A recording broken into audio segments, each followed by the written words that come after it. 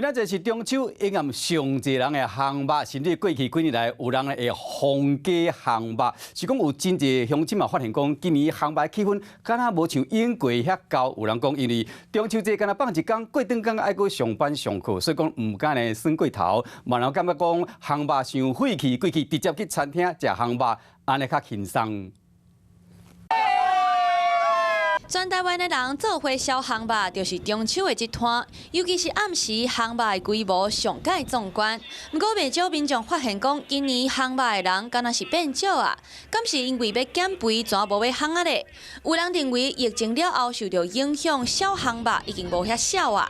其实今年中秋过当天照常上班上课，互人感觉袂当完全放轻松来开拍，嘛有人感觉烘肉实在是伤够工。 规气啦，直接上餐厅食烘肉，而且有专业的替你烘，唔免烦恼肉敢有熟，只要做伙食饭的人有够熟就好啊。不过有的餐厅若是一个人去用餐，部分的店家会加收50到200块的回路费，好一个人食烘肉嘛小可心酸。要是要电烘炉，家己伫厝内烘肉嘛会使。知影大家拢忝啊，大卖场直接卖已经生好的牛排肉片，省得大家伫灶骹无闲试试。